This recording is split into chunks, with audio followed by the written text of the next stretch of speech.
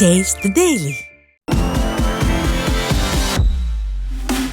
சாத்தான்குளம் அருகே உள்ள கல்குவாரியை மூட வலியுறுத்தி கிராம மக்கள் கண்ணில் கருப்பு கொடி கட்டி போராட்டம் மேற்கொண்டனர்.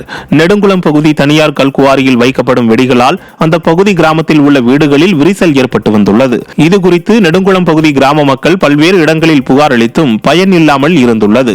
இந்த நிலையில் தனியார் கல்குவாரியை கண்டித்து நெடுங்குளம் கிராம மக்கள் திடீரென கண்ணில் கருப்பு கொடி கட்டி போராட்டத்தில் ஈடுபட்டனர். ஸ்டாலின் ஆட்சியில் சாமானிய மக்களுக்கு எதிராக அதிகார வர்க்கத்தினர் அராஜக செயல்களில் ஈடுபடுவது பலரையும் வேதனை அடைய வைத்துள்ளது. நீலகிரி மாவட்டம் கூடலூர் பகுதியில் 2 போலி சித்த மருத்துவமனைக்கு சீல் வைக்கப்பட்டது. கூடலூரில் சமீப காலமாக போலி மருத்துவர்கள் சிகிச்சை மேற்கொள்வதாக எழுந்த புகாரில் மருத்துவர் குழு ஆய்வு நடத்தியது. கூடலூர் பகுதியிலும் பழைய பேருந்து நிலைய பகுதியிலும் செயல்பட்டு வந்த 2 சித்த மருத்துவமனைகளுக்கு சீல் வைத்து அங்கிருந்து போலி சான்றிதழ்களை கைப்பற்றிய பின்னர் 2 போலி மருத்துவர்களும் கைது செய்யப்பட்டனர்.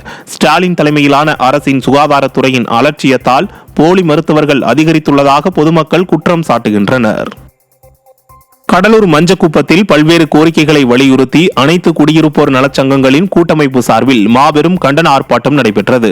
கடலூரின் முக்கிய நீர் ஆதாரமாக இருக்கும் கொண்டாங்கி ஏரிக்கு அருகில் பேருந்து நிலையம் அமைக்கும் திட்டத்தை கைவிட வேண்டும், கெடிலம் மற்றும் தென்பெண்ணை ஆற்று பகுதியில் குப்பை கழிவுகளை கொட்டுவதை தடுக்க கரைகளை உயர்த்தி சுற்றுச்சுவர் அமைக்க வேண்டும் என்பன உள்ளிட்ட கோரிக்கைகளை வலியுறுத்தி 100க்கும் மேற்பட்டோர் ஆர்ப்பாட்டம் நடத்தினர். இதில் ஸ்டாலின் ஆட்சி மற்றும் மாவட்ட நிர்வாகத்திற்கு எதிராக பல்வேறு முழக்கங்களை எழுப்பினர்.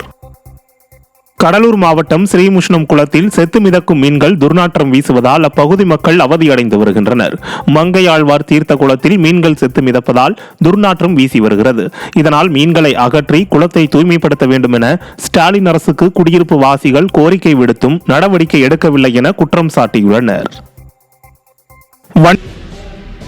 திண்டுக்கல்லில் வழக்கறிஞர் மீது தாக்குதல் நடத்திய காவலர் மீது நடவடிக்கை எடுக்காத சார்பு ஆய்வாளரை பணியிட மாற்றம் செய்ய கோரி வழக்கறிஞர்கள் போராட்டத்தில் ஈடுபட்டனர்.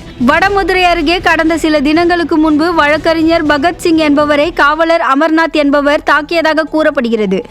இது குறித்த புகாரின் பேரில் சார்பு ஆய்வாளர் கிருஷ்ணவேணி இதுவரை நடவடிக்கை எடுக்காமல் காவலருக்கு ஆதரவாக செயல்படுவதாக கூறி வழக்கறிஞர்கள் வேடசந்தூர் குற்றவியல் நீதிமன்றத்தில் ஆர்ப்பாட்டத்தில் ஈடுபட்டனர்.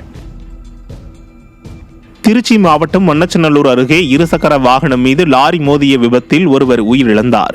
ஈச்சம்பட்டி பகுதியைச் சேர்ந்த கூலி தொழிலாளி ஐயப்பன் தேசிய நெடுஞ்சாலையில் இருசக்கர வாகனத்தில் சென்று கொண்டிருந்த போது எதிரே வந்த லாரி மோதி விபத்துக்குள்ளானது. இதில் சம்பவ இடத்திலேயே ஐயப்பன் பரிதாபமாக உயிரிழந்தார். தகவல் அறிந்து சென்ற போலீசார் ஐயப்பனின் உடலை கைப்பற்றி பிரேத பரிசோதனைக்காக அரசு மருத்துவமனைக்கு அனுப்பி வைத்ததை அடுத்து லாரி ஓட்டுநர் லோகநாதனை கைது செய்து விசாரணை மேற்கொண்டனர். திருப்பத்தூர் மாவட்டம் வாணியம்பாடி அருகே 2 குடும்பத்தினரிடையே ஏற்பட்ட தகராறில் 5 பேர் காயமடைந்து மருத்துவமனையில் அனுமதிக்கப்பட்டுள்ளனர். வாணியம்பாடி நேதாஜி நகர் பகுதியில் வசிக்கும் சீனிவாசன் மற்றும் ராஜா சரசு குடும்பத்தினரிடையே முன் விரோதம் இருந்துள்ளது. இந்த நிலையில் ராஜா சரசு குடும்பத்தினர் 10க்கும் மேற்பட்ட அடியாட்களுடன் வந்து சீனிவாசன் வீட்டுக்குள் புகுந்து தாக்கியதில் 5 பேர் காயமடைந்தனர். இதைத் தொடர்ந்து காயமடைந்தவர்கள் ஆலங்காயம் சாலையில் அமர்ந்து ஆர்ப்பாட்டம் செய்தனர். தகவல் அறிந்து வாணியம்பாடி காவல்துறையினர் காயமடைந்தவர்களை சிகிச்சைக்காக அனுப்பி வைத்தனர். திருப்பத்தூரில் வடமாநில தொழிலாளர்களிடம் பாட்டிலை உடைத்து மாமூல் கேட்டு மிரட்டிய நபரை பொதுமக்கள் பிடித்து காவல் நிலையத்தில் ஒப்படைத்தனர். திருப்பத்தூர் மாவட்டம் வாணியம்பாடி பகுதியில் உள்ள ஜூஸ் கடைக்கு வந்த நபர் அங்குள்ள வடமாநில தொழிலாளர்களிடம் பாட்டிலை உடைத்து காட்டி மாமூல் கேட்டு மிரட்டியுள்ளார். அப்போது அங்கிருந்த பொதுமக்கள் அந்த நபரை பிடித்து போலீசாரிடம் ஒப்படைத்தனர். மேலும் இதுபோன்ற செயல்களில் ஈடுபடும் சமூக விரோதிகள் மீது உரிய நடவடிக்கை எடுக்குமாறு பொதுமக்கள் கோரிக்கை விடுத்துள்ளனர்.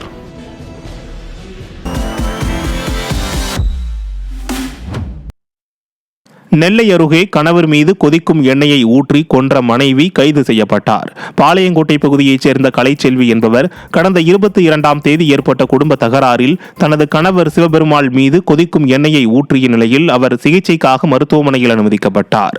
அப்போது கலைச்செல்வி போலீசாரிடம் தன் கணவர் தனக்குத்தானே எண்ணெயை அவர் தலைமீது ஊற்றிக் கொண்டதாக நாடகமாடினார். மருத்துவமனையில் சிகிச்சை பலனின்றி சிவபெருமாள் உயிரிழந்த நிலையில் அவரின் தாய் மூலம் உண்மையை அறிந்த போலீசார் கலைச்செல்வியை கைது செய்தனர். திறனற்ற திமுக ஆட்சியில் கொலை சம்பவங்கள் அதிகரித்து வருவதாக பொதுமக்கள் வேதனை தெரிவிக்கின்றனர். புதுக்கோட்டை மாவட்டம் அறந்தாங்கியில் தொடர் வழிப்பறியில் ஈடுபட்ட 3 இளைஞர்கள் சிக்கினர். அறந்தாங்கி களப்பக்காடு சிலோன் காலனியைச் சேர்ந்த ராஜாராம் பேராவூரணி சாலையில் சென்று கொண்டிருந்த போது அவரை வழிமறித்த 3 இளைஞர்கள் அவரிடமிருந்து 2650 ரூபாய் பணத்தை வழிப்பறி செய்துள்ளனர். இதுகுறித்து ராஜாராம் அளித்த புகாரின் பேரில் அறந்தாங்கியைச் சேர்ந்த விக்ரம், சூர்யா என்கின்ற சுசீந்திரன், சர்க்கரை மீரா ஆகிய 3 பேரை அறந்தாங்கி போலீசார் கைது செய்தனர்.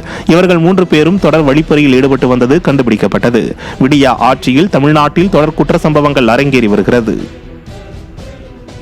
மதுரை மாவட்டம் மேலூர் கள்ளந்திரி கால்வாயில் இருபோக பாசனத்திற்காக தண்ணீரை முழுமையாக திறந்துவிடக் கோரி விடியா அரசுக்கு விவசாயிகள் கோரிக்கை வைத்துள்ளனர். வைகை அணையிலிருந்து கள்ளந்திரி இருபோக பாசனத்திற்கு 1100 கன அடியும், மேலூரில் ஒருபோக பாசனத்திற்கு 900 கன அடியும் திறந்துவிடப்பட்டுள்ளதாக நீர்வளத்துறை அதிகாரிகள் தெரிவித்துள்ளனர். கள்ளந்திரி கால்வாயில் கடைமடை பகுதிகளுக்கும் நீர் செல்ல வேண்டியிருப்பதால் இருபோக பாசனத்திற்கு 165 நாட்களுக்கும் முழுமையாக திறந்துவிடக் கோரியும் முறை பாசன முறையில் வழங்காமல் முழுமையாக வழங்க விவசாயிகள் கோரிக்கை